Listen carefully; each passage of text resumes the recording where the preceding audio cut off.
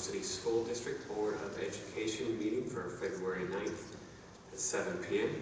If you guys will please stand for the Pledge of Allegiance.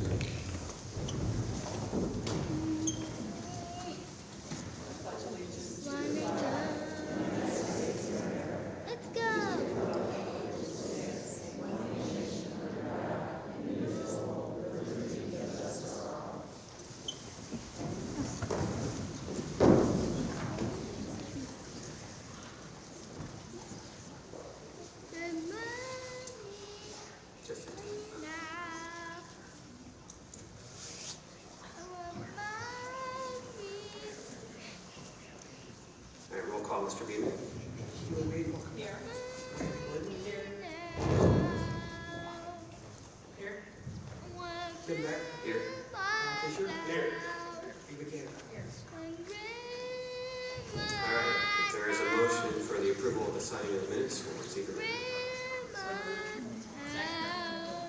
Any discussion? Roll call. Randy Gordon. Aye. Joe Stevens. Aye. Tim Beck. Aye. Tom Fisher. Aye. Aye. All right. This time we'll turn it over to Dr. Hill. Thank you, President Heck. At this time, I ask for our students of the month and principals to please make their way backstage. The board is a reminder of the student of the month presentation. There's going to be a presentation by Mr. Lehman on our financial forecast. So you may want to take your microphone with you in case you have questions. Once that presentation is done, we'll reconvene on stage. Thank you.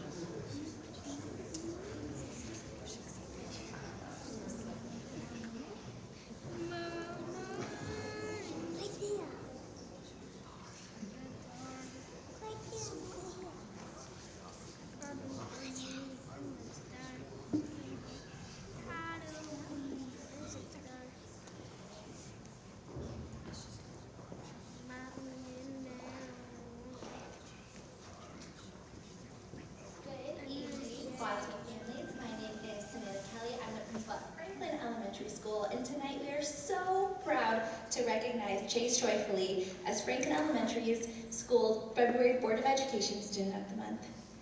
Chase Joyfully is a thoughtful, creative, and incredibly kind Franklin Grizzly who brings curiosity and joy to our school every single day. He loves learning through hands-on experiences, especially field trips and STEM challenges.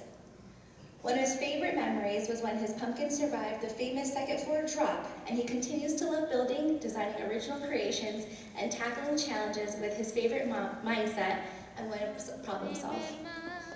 Chase enjoys relaxing with his iPad, reading Mo Willem pigeon books, and playing the piano and harmonica. He also takes swim lessons and loves spending time with his parents, making summer plans, traveling, and going on family adventures like visiting the Cleveland History Center and traveling to Korea and Japan. Chase loves Franklin because of his friends and teachers, especially Mrs. Crooks and Mrs. Casey. Some of his favorite Franklin memories include raising monarch butterflies, helping in the community garden, composting and digging for worms and bugs while helping plan the summer garden and growing sunflowers. Chase says his hero is his mom because she takes him on adventures, takes care of him, and is always there for him. He also loves spending time with his grandma, who makes him delicious food and always listens and knows all the things that he loves. Chase is incredibly observant and empathetic. He notices when classmates are upset and looks for ways to help, always thinking about what the class needs and what they can work on next. He hopes people think of him as fun and funny, even though he can be a little quiet at first. Chase is truly one of the kindest students we know, and we will always remember him for his caring heart. We are so proud of you, Chase, and you will be so missed next year. Please join me in congratulating Chase joyfully.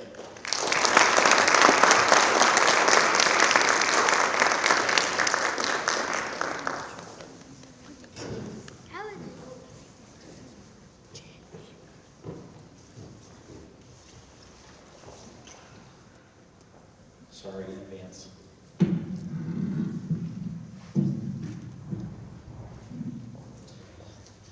Good evening, everyone. My name is Chris Dolka, and I'm the principal of Isham Elementary. It is my honor this evening to recognize Austin Rudolph as Isham's 4th grade Student of the Month for February. One of his teachers, Mrs. Carpenter, writes, "I am proud to nominate Austin as our Board Student of the Month. Austin is an exemplary learner who genuinely loves acquiring knowledge. Whenever math is announced, he responds with an enthusiastic yes and eagerly embraces the challenge." Me too, Austin, me too. He is diligent, takes pride in doing his best, and approaches school with both seriousness and joy. Beyond academics, Austin is kind to his peers, responsible in his actions, and brings positive energy into the classroom. He truly represents the very best of our students. Austin shared that what he enjoys most about school is math, as we've already pointed out, and recess, especially spending time with his good group of friends he calls his squad. During indoor recess, he enjoys playing a game called Snow Rider, which adds to his excitement about being in school each day. What Austin loves most about Isham is the way people treat one another. He appreciates that students are respectful, kind, and responsible, and that Isham is a place where everyone feels safe. He recognizes that not all schools are like this and values the supportive environment that makes Isham special. Math is clearly Austin's favorite subject. He feels confident in his abilities and enjoys that math comes easily to him, even noting that he sometimes understands concepts before they are formally taught. Looking ahead, Austin can see himself returning to Isham one day as a teacher, specifically a math teacher in 2nd or 3rd grade. He noted, if the school is still there. I hope it still is there as well. Outside of school, Austin stays active and engaged. He plans to play football next year and participates in flag football and baseball this year. At home, he enjoys playing video games with his 4-year-old brother, thoughtfully setting up levels so they can play together, often against multiple versions of his brother's favorite character, Yoshi. Austin looks up to his parents. He admires his mom for being a hard worker and respects his dad, whom he proudly says he takes after, calling him a bigger version of me. When reflecting on advice, Austin wasn't sure what he would tell his kindergarten self, but he did share he would say to a new student to be prepared, especially academically, which is a fitting message from a student who clearly values learning and effort. Please join me in recognizing Austin Rudolph as Isham's February Student of the Month.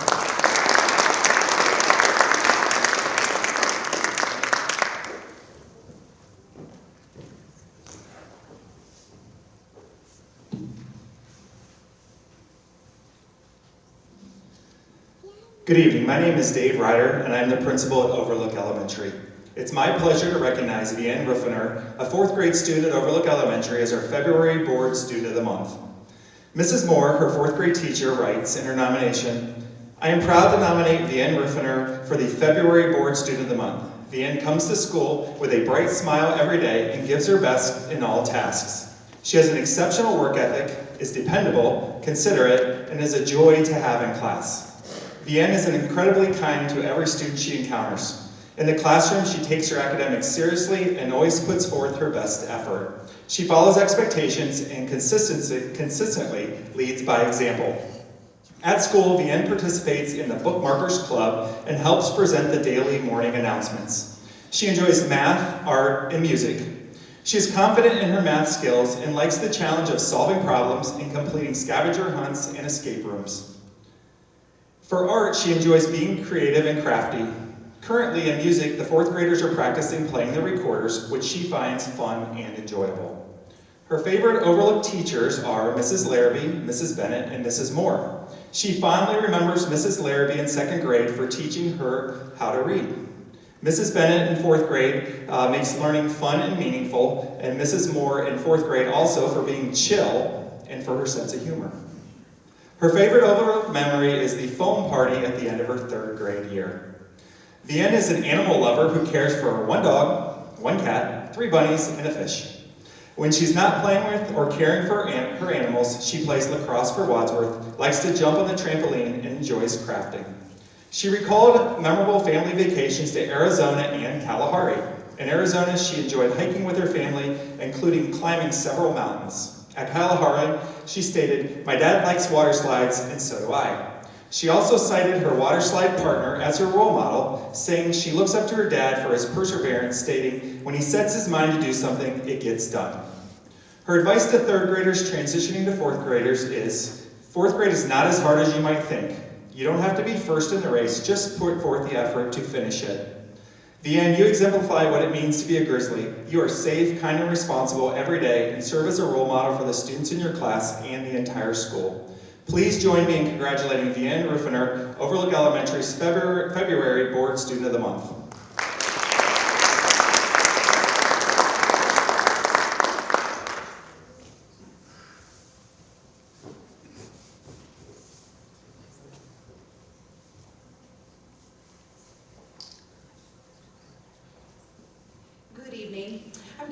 I'm the principal of Valley View Elementary, and I am super excited to introduce you to Mr. Tatum Runk, our Student of the Month.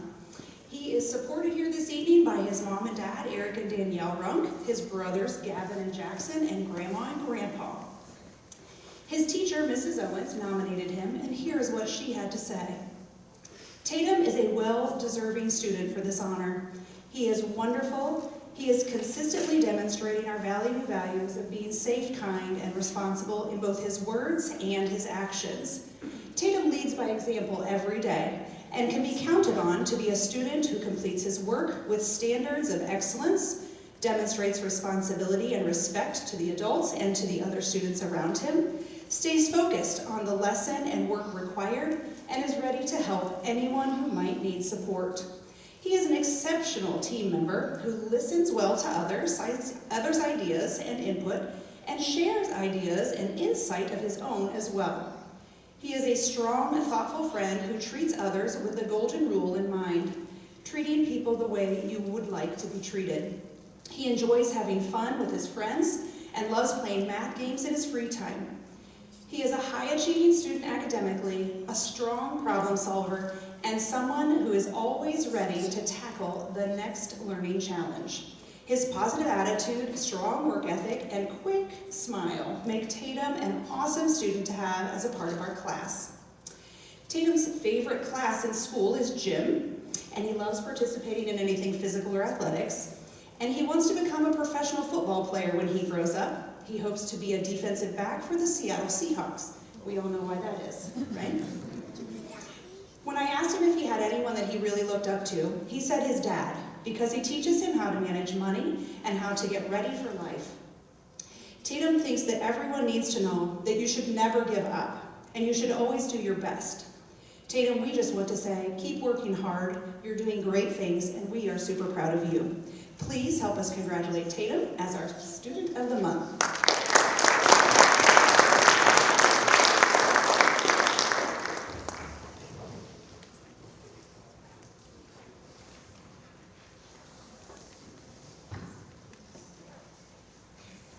Hello, good evening, Board of Education and Wadsworth Community. I am Chad Wolf, NEO's 5th grade math teacher at Wadsworth Intermediate School. I am here tonight to celebrate February Board Student of the Month, Neo, the wise one, Willig. Neo is the son of Brian and Shelley Willig. Neo is a 5th grader and was nominated by his teachers, Mrs. Heidemann, Mrs. Kervin, and myself. Here's what we had to say. Neo Willig is a standout. Our team has focused on positive character traits for our Students of the Month. So far, we have talked about showing integrity, compassion, being respectful and dedicated, and leading with dignity. Neo exemplifies every one of these traits. He is incredibly respectful to his teachers and peers. He is honest and compassionate, and we can always count on him to do what he believes is right. Neo is extremely well liked and respected, and is a quiet leader in the classroom. He's dependable, friendly, and has a great sense of humor. In addition to strong academics, Neo consistently demonstrates outstanding character. He works well with others and can always be counted on for a kind word or quiet encouragement. Neo pushes himself towards excellence and takes pride in doing things the right way. He thrives on challenges and understands the importance of asking questions to clarify expectations and ensure his work is done correctly. Neo is a careful listener who values the ideas and opinions of others. He has a wonderful ability to listen without interrupting and enhances group discussions with meaningful and insightful comments. Neo is a quiet observer with a fun personality. He enjoys joking with his teachers. He has a heart of gold, and his calm, positive attitude makes him a joy to have in class. Neo's kindness and integrity truly stand out. Neo is a fantastic addition to our team, and we are so thankful to have him with us this year. Congratulations, Neo, on being named Team Solidarity's Board Student of the Month. We are incredibly proud of you and consider it a privilege to be your teachers this year. Please help me congratulate WIS February Board Student of the Month, Neo, the wise one, Willing.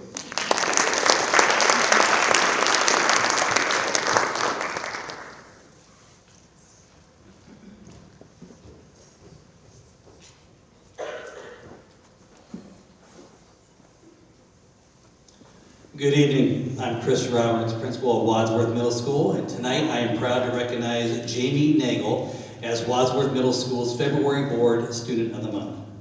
Jamie is a student who truly represents what it means to be kind, dedicated, and respectful. When I asked her about her favorite subject, Jamie shared that math stands out because it comes naturally to her and because she feels comfortable and confident in that classroom. It's a place where she can be herself, feel accepted, and focus on learning without fear of being judged. When asked to reflect on some of her proudest moments, Jamie recalled a recent accomplishment in social studies, where she studied very hard for a test and ended up scoring perfect on that test. That success did not come by chance. It came from effort, preparation, and determination. It helped Jamie realize that when she puts in the work, good results will follow. And that mindset helps keep her focused and motivated in school every day. One of the qualities that really stands out about Jamie is her kindness. She sees herself as a good listener, both to her peers and her teachers, and the ability to listen, care, and respect others has played a big role in her success at Wadsworth Middle School. Outside of school, Jamie is passionate about karate. She is currently a red belt and only a few levels away from earning her black belt. She loves karate because it challenges her and allows her to do some pretty impressive things, as she says, like breaking boards. That commitment shows her perseverance and willingness to push herself beyond her comfort zone. When it comes to major influences in her life, Jamie credits her parents. They encourage her to be herself and always try her best, values she clearly carries with her every day at school. When asked what advice she would give her peers, her words were simple. Be responsible, be kind, listen to your teachers, and don't ignore others. Looking ahead, Jamie's goals include continuing to earn good grades, making new friends, and becoming more confident when speaking or presenting in front of others. Given her determination and positive attitude, there's no doubt she will continue to grow and succeed. Jamie, we are very proud of you and grateful to have you as a role model at Wadsworth Middle School. Please help me congratulate Jamie Nagel as Wadsworth Middle School's February Board Student of the Month.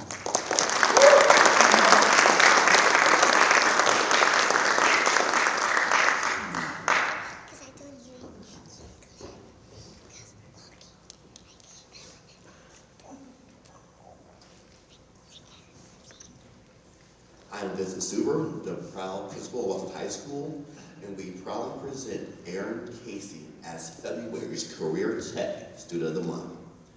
Aaron is the son of Rebecca and Michael Casey. He enjoys reading, playing piano, walking his dog, and binging TV shows with his family. His favorite color is red, and his favorite food is sushi.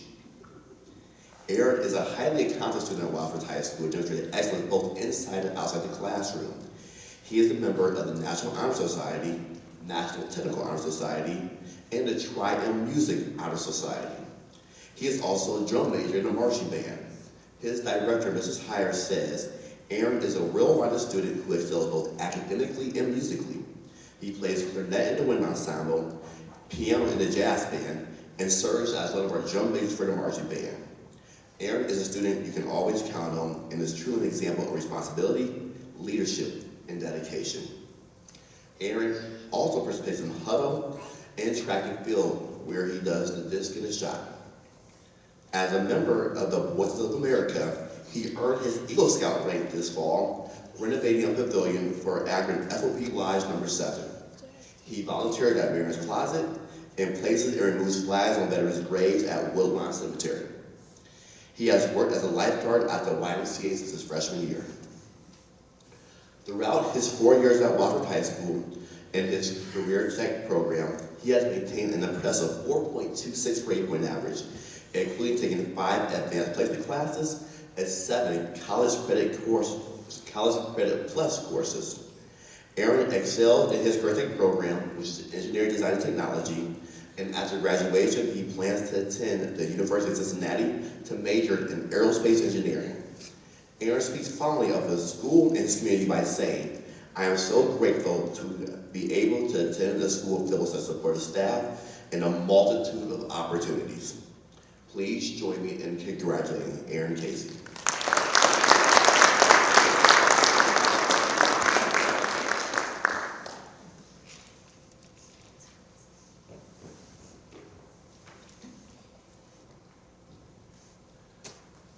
Wadsworth High School is also proud to present Jacob Ernest as February's Student of the Month. Jacob is the son of Stephanie and Chuck Ernest. Jacob enjoys hanging out with his friends and family, attending Bible study, and playing and watching sports with his dad and brothers. His favorite color is blue, and his favorite food is lasagna. Jacob is a standout athlete. In football, he is a 2-time Suburban League Defensive Player of the Year and 3-time All-Ohioan. And in wrestling, he was a state qualifier as a sophomore and has recently won big tournaments this year as the heavyweight champion at the Grizzly Invitational Tournament and the Suburban League Tournament. His leadership skills and dedication to his teams earned him the title of captain for both sports. Outside the classroom, Jacob has helped run numerous youth football camps, coached youth flag football in the spring, and helped at youth wrestling practice. He has also participated in FEMA Medina County and helped set up senior center events all 4 years of high school. Jacob's academic commitment is also very impressive. This year, he is tackling, pun intended, he is tackling 3 advanced placement classes and 1 college credit plus course, adding to the previously completed 2 AP classes and 5 CCP courses his junior year, while maintaining an active role in extracurriculars. This rigorous course load, combined with an outstanding 4.44 grade point average, is a clear reflection of his dedication to his education. Jacob notes, "It has been a pleasure to be able to attend a high school like Wadsworth, where the community is so caring and the people are so nice. Also, the support of the administration is greatly appreciated as well." One of Jacob's teachers, Mrs. Bree McNeil, had this to say, "I have had the pleasure of teaching Jacob Ernest for 3 years in honors and AP level science courses. He has consistently been a standout student. He approaches his work with a strong work ethic and a positive attitude, even when the material is very challenging. Jacob is dependable, respectful, and always willing to put in an effort to improve and do his best. He is a great role model in and out of the classroom and very deserving of his honor." After graduating from high school, Jacob plans to attend the University of Pennsylvania to major in biology and participate on the football team. Please join me in congratulating Jacob Ernest.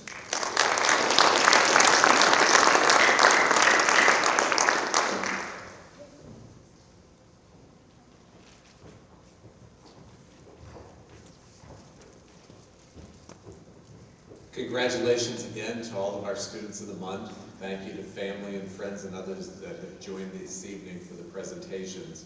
At this time, the board's going to transition to their business portion of the meeting, which will start with a financial forecast overview presentation by our treasurer, Mr. Douglas Beeman.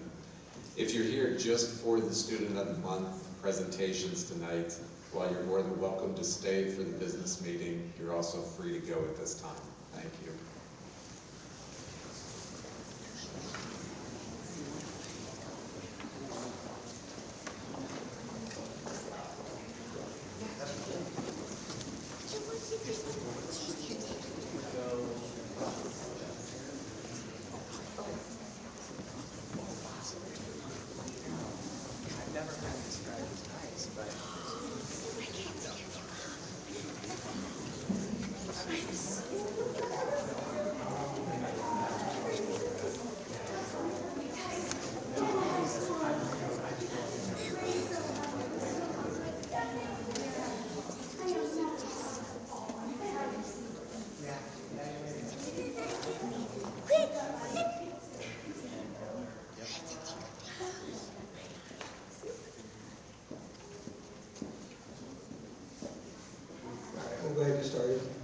So, you might question why we're here in February giving a financial forecast update. If you think historically, we've done that in November and then in May. House Bill 96, the biennial budget this past summer, changed the requirements for the 5-year forecast from November and May to August and February. So we can still do updates anytime we want to, but these are the two required updates that were required now for the biennial budget. So here's a list of things that I kind of want to update you on, changes, new things in the forecast, things that are happening within the district related to our financial picture. So of course, the precaution plan that we approved in December, the 2025 Medina County reappraisal, the homestead piggyback that our county commissioners adopted back in the fall. We'll talk a little bit about property tax reform legislation that was enacted towards the end of the year and how that's impacting us, our state aid, and then on the expenditure side, we're going to talk a little about our staffing and our projections there, our health care, and then look at our cash balances. That's a quick overview of what we want to hit on tonight and highlight. So first, starting with the precaution status. In December, you approved that precaution plan, and we submitted that to the Department of Education and Workforce in December. Those items in the plan are supposed to be incorporated into this forecast. So part of that plan was to take those reductions, incorporate them into the forecast to correct the negative balance that we are showing in year 3. Through our discussion, we have chosen not to implement all of those. Some of those are in there, the things that we talk about and we know we're going to do regardless of what happens this spring with the levy that we'll talk about here in a little bit. But the majority of those reductions, and the majority of those are listed right there in those bullets, are not incorporated into this plan. We didn't want to show a negative balance in fiscal year 28 and show millions of dollars in reductions to make that balance positive prior to asking our community to support the levy initiative here in the spring. So we want to give them an accurate picture of what our financial forecast looks like if we continue to maintain services at the level that we have decided to do that. That will require, we are assuming that when we submit this to the Department of Education and Workforce, that they will require us to submit another plan again. So we will probably have to come back at the March or April meeting and submit, approve another plan that will be similar to what we did in December. But the point here is that the majority of those reductions that were in that plan are not in here. The ones that are, we'll discuss here in a little bit. So Medina County had a reappraisal in 2025. We've talked about this over and over. As property values increase, our effective tax rate, our millage rate, is rolled back. So in 2024, prior to the reappraisal, the assessed valuation, which is the value of all the property within the Wadsworth City Schools, was a little bit over $1 billion. Our operating mills were 28.4, and our total millage rate, when you add in our operating levies plus the 2 bond issues, the one for this building in Isham Elementary, plus the one for the new intermediate school, is 34.3. That's what it was in 2024, tax collection year 2025, paid in 2025, prior to the reappraisal. In 2025, reappraisal came along, our total assessed valuation increased to about $1.27 billion. As those values increase, as we've just talked about before, those millage rates are rolled back or decreased.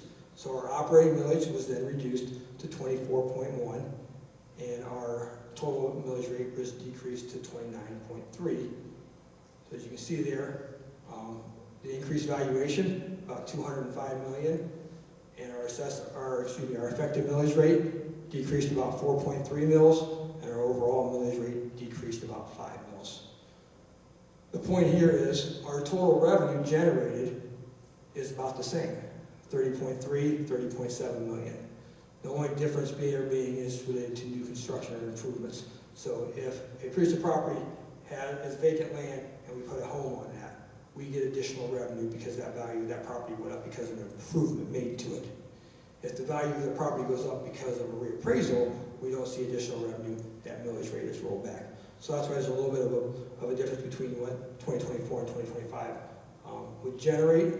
But as you can see here, as values go up, our millage rate goes down, which is why our local revenue remains relatively flat over time, and what's leading to some of our financial issues that we'll highlight here as we move on.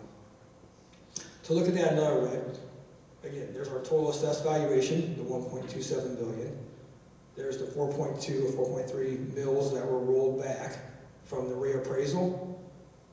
If House Bill 920 didn't exist and millage rates didn't get rolled back, or if we were on the 20 mil floor, that would have generated about $5.4 million in additional revenue. But because that millage rate was rolled back, and because we're not at the 20 mil floor, that $5.4 million in increased value is not realized by the district, because as those property values go up, our effective tax rate, or our taxing rate for our community on those voted levies is rolled back. Right. So that's the impact of the reappraisal on Medina County. We did see some increase from our inside millage, but the majority of that on all our voted levies was decreased and rolled back. The homestead piggyback. So back in the fall, you passed a resolution in opposition of the homestead piggyback. Our Medina County Commissioners, under House Bill 96, did go ahead with the piggyback exemption. You can see there who qualifies for that. Residents 65 years or older or disabled, income less than $75,000, and live in their, and occupy their home. And what it does for those people, they were already eligible for a homestead exemption, which reduced their tax bill. This basically doubles it for them. If it doubles how much they're getting a tax credit, obviously we're going to receive less money because there are no reimbursements from the state like there is on the traditional homestead exemption. So for Wadsworth, as you know, that's about $555,000 less in calendar year 2026 that we will receive from those residents. Right now, the county commissioners only approved it for calendar year 2026. It's my understanding that I think there were 11 counties in the state of Ohio. The other 10 approved it for continuing. Medina approved it for 1 year. Of course, they will have the option a year from now to increase that for an additional time if they so choose to. Why did our county commissioners do that? I think it's related to property tax relief. Again, Medina County had a reappraisal year. 4 of the 6 districts in Medina County are at the 20 mil floor, meaning those residents in those districts are going to see large increases in their tax bills because they're at the 20 mil floor. Their effective millage rate is not rolled back like it is in Wadsworth. They did not lose those 4.2 mils. So that being said, I think our county commissioners were seeing that and hearing from those vulnerable citizens, senior citizens, and were proactive and did go ahead and issue that homestead piggyback. The tough part is, again, in Wadsworth, we're not at the 20 mil floor. Our residents aren't seeing that tax increase, and now we're being doubly hit by these tax credits. Talking a little more about property tax reform, this slide is from our presentation in the fall, but again, we're seeing this because of a tax shift over the last several years because of policies, decisions that are being made in Columbus that shift that burden away from the state and the business community to local property owners. And you can see there that in 1991, 67% of it was paid by that, and now, or it was paid by 67% was paid by the business and state, and 46% now is paid by the business and state. So a definite shift there.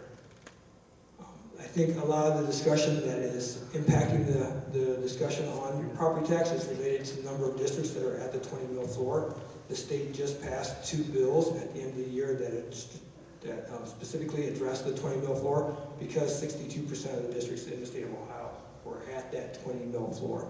Now, because of this legislation, most of those districts will come off the floor, providing property tax relief to many of those residents. So you see there's the 4 bills that the governor signed at the end of the year. The 2 with X's specifically deal with that 20 mil floor, and those do not impact Wadsworth City Schools. However, House Bill 309 and House Bill 335 will impact us. And House Bill 335 will impact us the most. So what that does is it further reduces our inside millage. So I was talking before about property values increasing and levy millage rates get pulled back. Those are all voted levies. Those are levies that were put in front of the community and they said yes to approve a certain millage amount. Those can't collect any more as time continues as property values increase.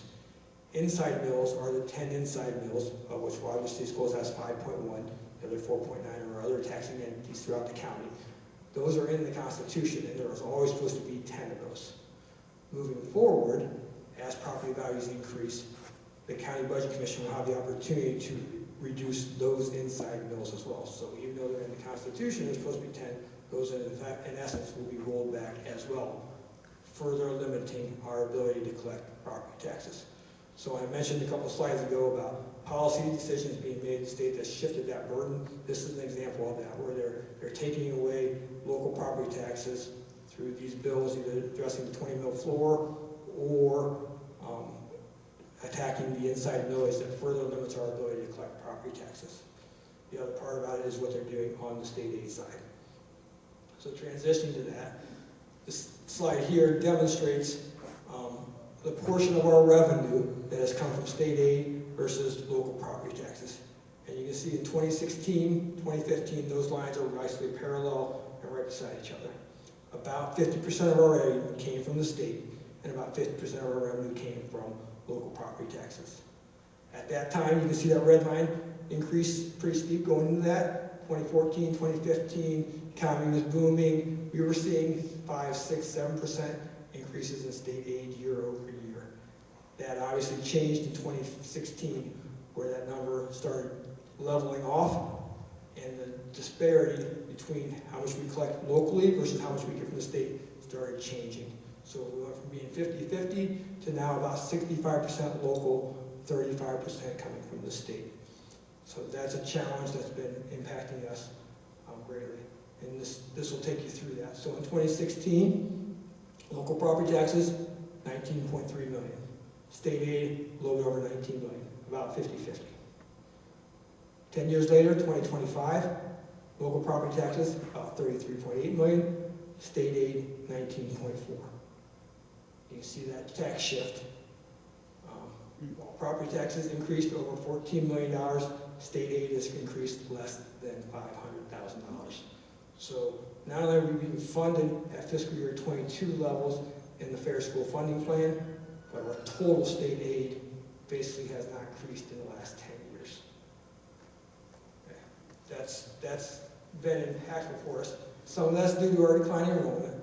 Some of that's due to the changes in the Fair School Funding Plan with how they count students, district of enrollment versus district of residency that you've heard me talk about previously. But the bottom line is that doesn't make up $14.5 million difference that's been. Ironically, if property taxes and state aid were still close to 50-50, we would have about $14.3 million more annually in state aid. The income tax that you voted for to put on the levy is supposed to generate about $13 million. So if our state aid had stayed consistent with what we were receiving back in 2016, we would have no need for a levy right now, because the state would be doing their share, our local residents would be doing their share. But instead, because of those policy decisions and what the state's been doing with funding public education, that burden has been shifted, and it's causing us to ask our community for even more in order to keep service levels at the same level that we've been offering for the past 10 years. So that's enough on revenue. Just quickly transitioning to, on the expenditure side, from a staffing standpoint, you can see here we've been over this. This is what our staffing looked like for this year, where we reduced 2 positions with the 6 that we added for Grizzly Academy, minus the 8 that we reduced for a net change of 2 less full-time teaching positions. Moving to next year, you know that we have 4 identified in the forecast that we have been planning to reduce for a number of years. We've been doing that for the last several years as our enrollment's been declining. We've been taking advantage of retirements and not replacing certain positions. If the levy passes, what you've instructed us to do is we still need to have an additional $500,000 worth of reductions. Those have been incorporated into this forecast I'll ask you to approve later on today. So I said earlier on that some of the stuff from the precaution plan has been implemented into the forecast. This is primarily what I'm talking about. These reductions here have been implemented into the forecast. The rest of the reductions that were in the precaution plan are not. And if the levy fails, we will have additional discussion and analysis about what from that precaution plan will have to be implemented in addition to that reductions that are already placed in the forecast here in February. On the healthcare side, our other biggest expenditure, you've heard me talk about how it's been rough the last few years. We had 18% renewal, 15% renewal. In October, I had 12% in the forecast, trying to be a little optimistic. Based on the information and data that we're getting back from our consultants right now, we're probably looking at close to a 15% renewal again. Our stop-loss ratio is around 120% still, which means for every dollar we're paying to the consortium, they're paying out $1.20 in claims. So that continues to still be a challenge. So we're probably looking at least a 15% renewal coming up for July 1st. So that's been incorporated into this updated forecast as well. So there's your new ending cash balances. Again, still showing that deficit in fiscal year 28 that we've had for a while. It does look a little better, so if you think about in the fall, it was $6.7 million plus the $500,000 from the homestead piggy bank. So we kept talking about a 7.2 number. With some of these changes that we've done here, primarily, so we implemented that piggyback, but we've also implemented those $500,000, which compounds out over 2 and 3 years, which has changed that number. I also tweaked a little bit in the purchase services, reduced that by about 2% to make that a little bit tighter, and that's why that number has come down to $6 million, because some of those things that we've implemented, but again, still showing that deficit in fiscal year 28, which will require us to implement the precaution plan with the Department of Education and Workforce again. The only change I made to the current fiscal year was interest income. Rates have remained high and our balances are still okay, that we're still generating additional revenue from our investments. So I was able to tweak that up a little bit, but that's the only change in fiscal year 26 that has compounded out to help that fiscal year 28 deficit go from 6.7 to 6 million as well. Everything else was fiscal year 26, the current fiscal year remains the same. So with that, if there's any questions, if not, I'll ask you to approve the updated forecast so we can submit it per the new requirements of House Bill 96. Tom? Does this forecast include parking space with my name on it? It currently does not, but we'll work on that. Any chance you're willing to pay $6 million? We could open up some sponsorship opportunities for you. Doug, you said we have to do this again in April, right? We do not. No, this is the last time we will have to do it until August that we're required to do it. Okay. If we pass in May, we will want to update the forecast to reflect the new revenue streams that we're projecting, but we do not. So August and February are the new timelines where we have to. Okay, just because we didn't include all of the things from our plan that we submitted, I was just, I thought. Yeah, so whenever we make any major decisions, whether it's on the revenue side or on the reduction side, we will update it. Okay, all right, thank you. Doug, on the slide with, that shows the plus Grizzly and minus the teachers, we've had this information before, but could you list that net impact of that at some point on your slides? Just as we talk about this with the beginning, $500,000 now, what have we done in the past? Yeah, so we've been for the last several years. The previous year, I think it was -4 or 5. This year was -8 with the addition of Grizzly Academy because they expanded to a K-12. Next year we had -4. So we've been planning to reduce staff. So when the community says, what are you doing ahead of the levy? We've been proactively reducing staff as our enrollment has been declining. Obviously, if enrollment is declining, you can make those reductions, but still delivering the same level of services and the same class sizes. So we've been trying to proactively do that, and we will continue to get that message out there. I think we've done a good job of that. I think it was just way too identify that. Firstly, we really share. Yeah, we'll go back and pull the aggregates. I think the other thing that's important to put on here, when we're adding it to Grizzly Academy, we are adding a service, which was one of the reasons that you gave the approval to open the Grizzly Academy. We're adding a service that's saving the district dollars.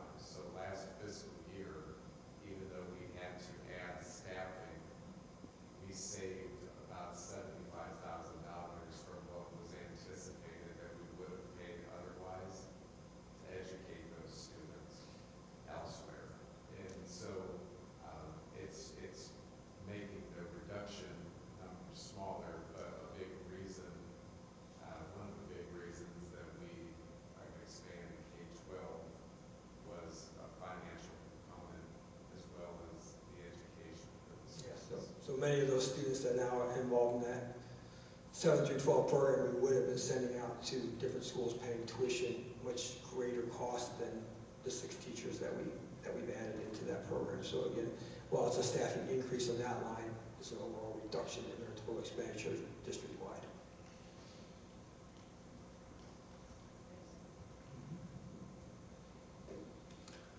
The other thing, I mentioned this to WEA, like people have asked me like how, because this obviously isn't great news, right? Like we've got a levy that you've talked about putting on the ballot, or it will be on the ballot. Like how did we get here, right? And if you go all the way back to this first slide, sorry about this. This first slide there. That's our revenue and expenditures. Like our revenue, that blue line, is relatively flat for all those reasons I've been talking about tonight. Property taxes go up, millage rates go down. We don't get any more money on our voted levies. State aid, $19 million in fiscal year 2016, $19 million today. Like this isn't something that we've known is coming. Why are we here? Our costs increase, right? I talked about 15% healthcare renewals. We've got negotiated agreements. We have inflation. Cost increase, but our revenue doesn't. That blue line is pretty flat. The only way it increases is the state gives us more money, or if we pass a levy, right? So this is where we are. It's been 5 years. We spent down our reserves. Here we are. It's time for us to ask the community, do you want to continue to support education at the same level, or do we want to make reductions in the services that we deliver? And we're at that crossroads right now. It's not fun, it's hard, but people are like, why are we here? The other question I've received a lot lately is like, why 10 years versus 5? So we made it from 2011 to 2021, 10 years without a levy. Now it's only 5 years. So I go back to that slide I showed you with state aid. When we're receiving 5, 6, 7% increases in state aid, we've got growth in our revenue. We can keep up with us for 10 years and allow that levy cycle to be a lot longer. The last 10 years, we haven't received any increase in state aid. That levy cycle is not going to last as long if we continue to deliver services at the same level that our community is accustomed to without increased revenue from the state or from local property taxes. So that's the reason we are where we are and why we're here. It's not because we're not managing money or we're making bad decisions or whatever. It's the tale of how we fund public education in the state of Ohio. That's why we are where we are. So I just want to get that out because I keep getting asked that question about the 10 years versus the 5 years. That slide showed that had the state aid continued. I think that is one of the most telling things about our position. That I think it was the next that showed that if the state had continued to do what it did, we wouldn't need to be asking for I think that is such a telling slide right there, which can really help tell the story. So thank you for putting that together. That says it to me. I agree.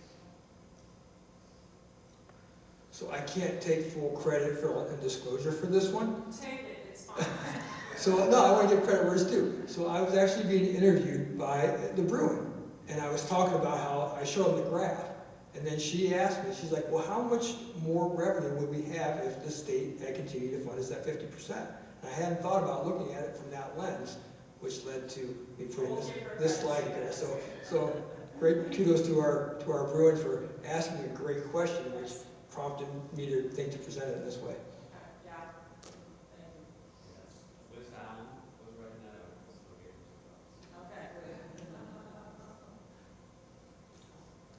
All right, thank you.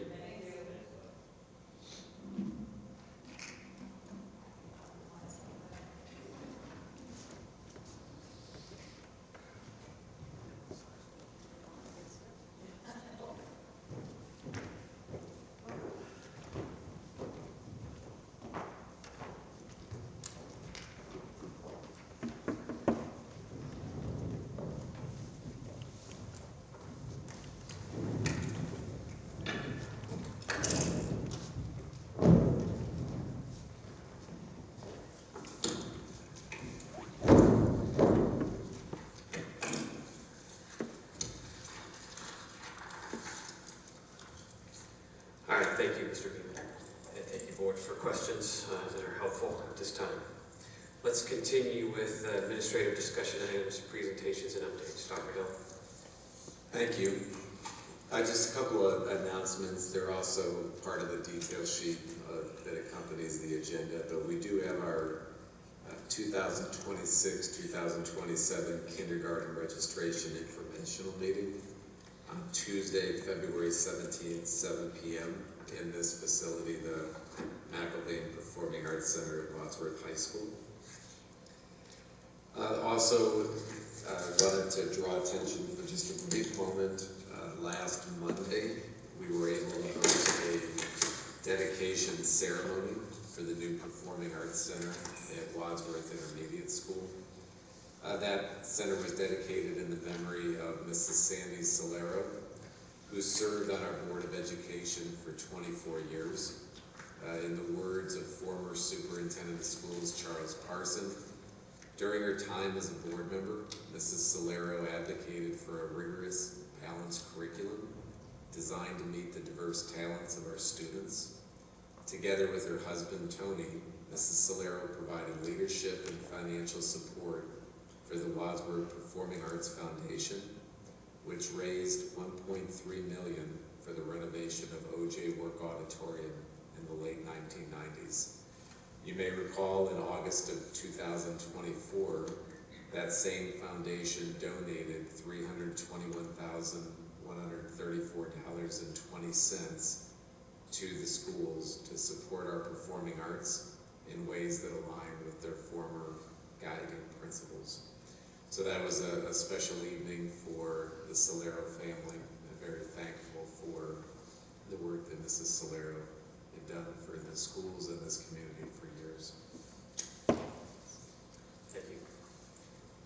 We'll move on to public participation. If there's anyone here who would like to come forward and share, the floor is yours. All right, maybe next one.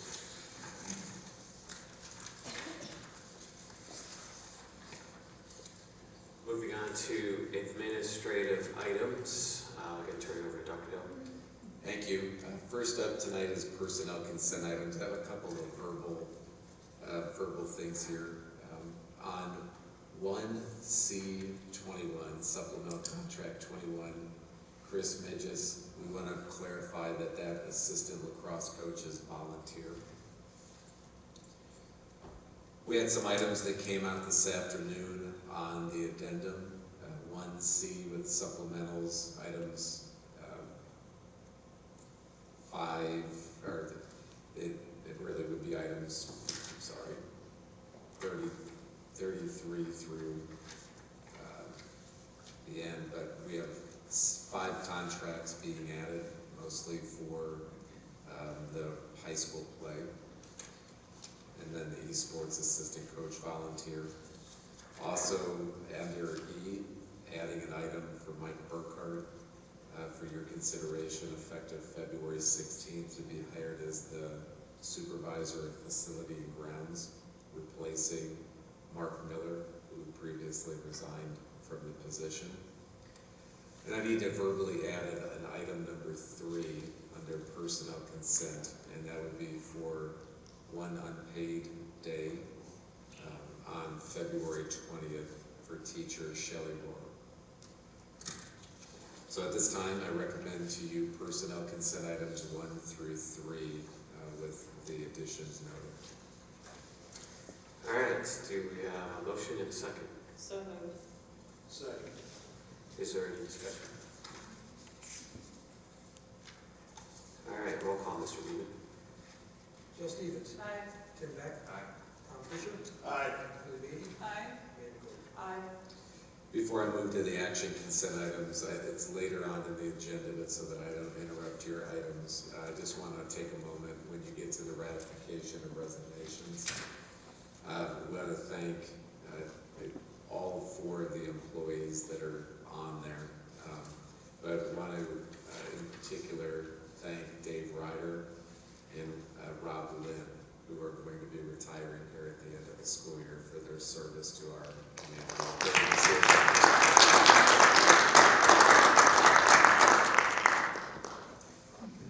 So moving on on then to action consent items. Tonight I have items 1 through 15 for your consideration. 14 and 15 came out on the addendum this afternoon, dealing with N2Y, terms of use, privacy, confidentiality, and a student data privacy agreement. N2Y is a program that is used in certain special education programs throughout our district. Your approval of those 2 items will allow that to continue to be used.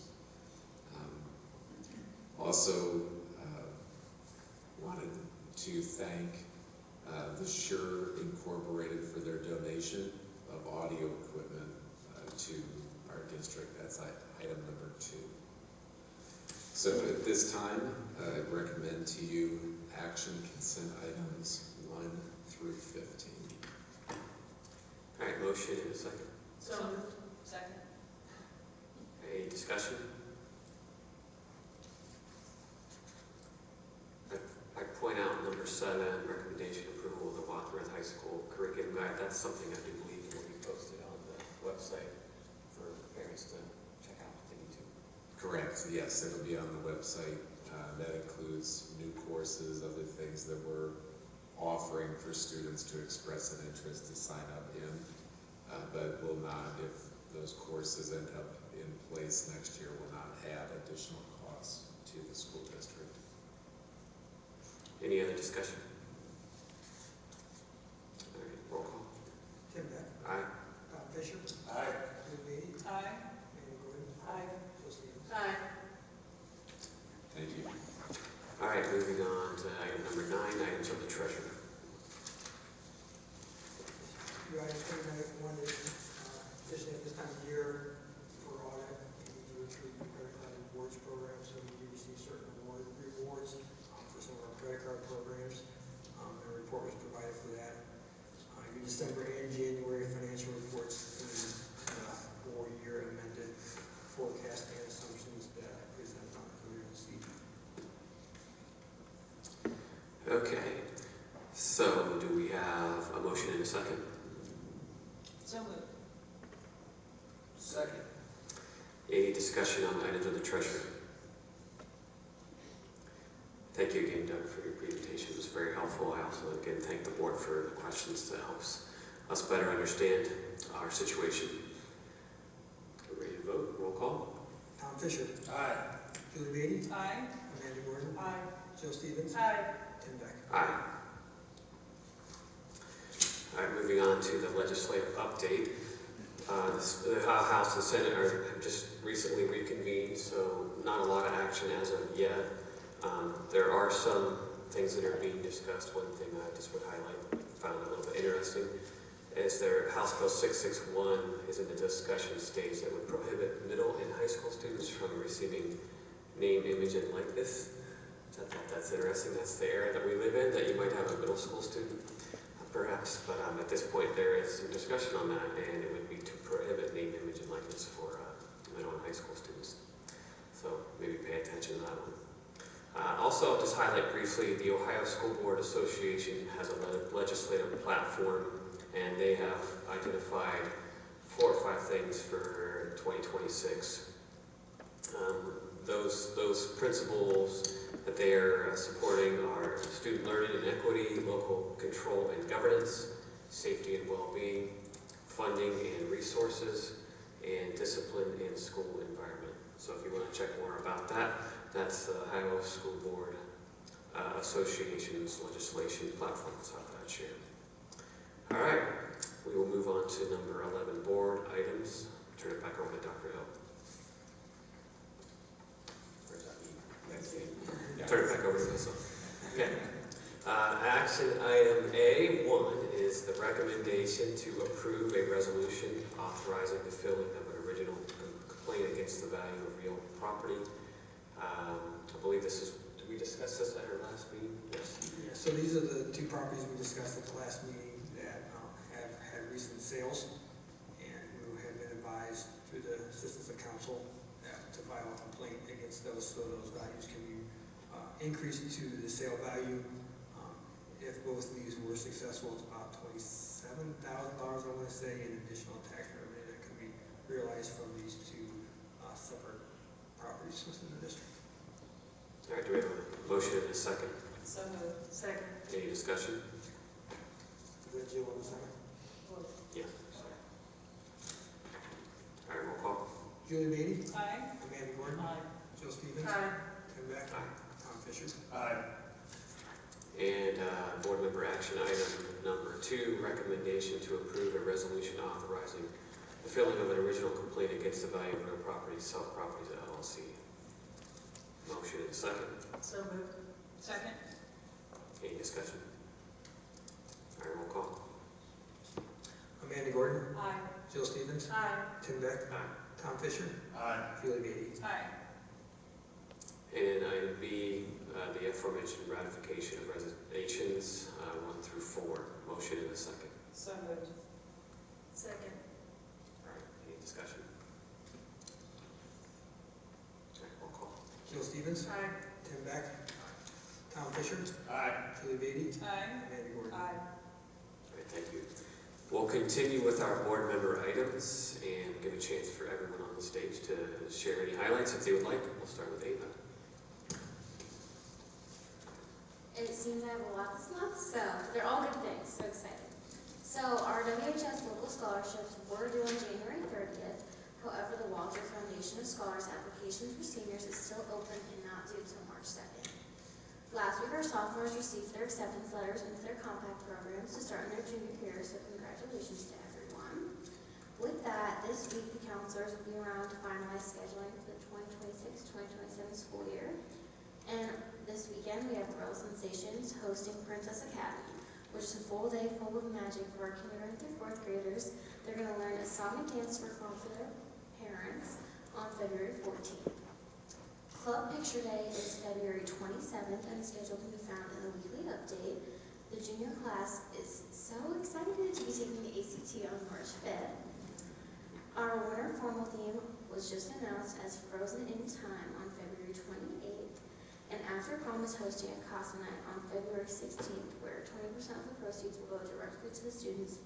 And Bingo Night is back on February 27th. Tickets are now on sale, and the proceeds will also go towards After Prom, which will be at Scene 75. For our athletics, we're doing pretty amazing, I would say. Our girls basketball team has been announced as the Suburban League champions for this season, and they're about to start playoffs. Our boys and girls bowling team are also Suburban League champions, and swim has just started postseason with sectionals this coming Saturday. Our competition cheer team has received a bid to states and will compete on March 22nd at Big Walnut High School. And 3 of our boy wrestlers have been announced as Suburban League champions for the season. In the arts, we have many speech and debate members on their way to states, and choir went to Disney a few weeks ago and took classes in the Disney Imagination Center, where we made our own cover of Lion King songs, The Circle of Life, and Can You Feel Love Tonight. Choir auditions were also just announced, so congratulations to our team members. We have another year of record-breaking attendance. And lastly, for our choir, our classical concert is this Thursday, February 12th. The Big Spring musical at the high school, Frozen, has been cast and is already in rehearsal for a March musical, I believe. The middle school just performed Annie, but not Annie. So this weekend they had a great turnout. I think that is all I have for February and January. So Thank you. I just wanted to point out 2 things that I had seen while reading the newsletters. First, I know district-wide, our art departments are holding a fundraiser where they are presenting a keepsake from the visiting artist that we had a few months back, Michael Albert, and they are selling T-shirts that have the graphic mosaic art that was created with Michael Albert, and I believe it spells out Wadsworth Schools on it, so it's a pretty cool looking T-shirt. So I know there's links in a lot of the newsletters for families to be able to purchase T-shirts from that event, and I believe you have till February 15th to do that.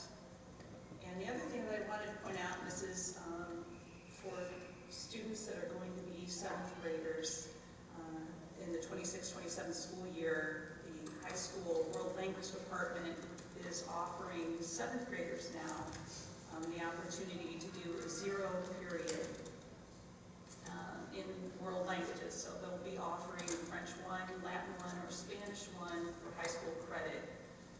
And there are 0 period would be 6:40 a.m. God bless you all, and to 7:24. And transportation is provided for that for students that are interested in doing that.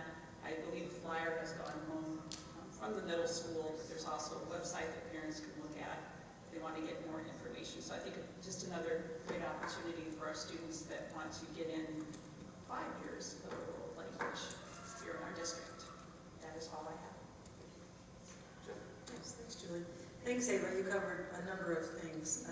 I screenshot a lot of things on the Wadsworth page, and I looked through at the board meeting, and like, I don't know, 8 of them were from the bowling team. So shout out to whoever does the social media for the bowling team, because they're rocking it. And then also, very worthy, our boys soccer team received the Team Ethics Award of Merit for the 25 season, which is really celebrating character. So that's very something to be proud of, something very proud of there. Congrats to our DECA state qualifiers, our compact, and our all-state performers at the OMEA Music Awards.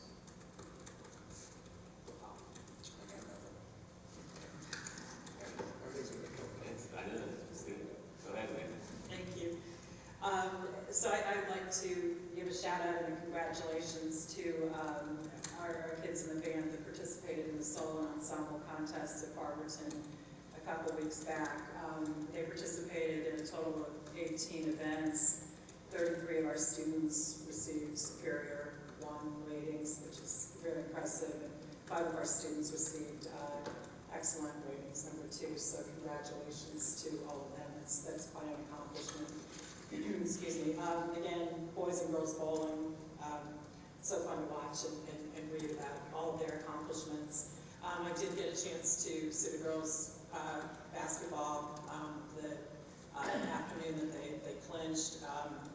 Stifling defense, very impressive. I can't wait to see what they do in the tournament. And it was really kind of neat because Coach Booth was directing them and coaching them on how to cut the net down, which I thought was just absolutely priceless.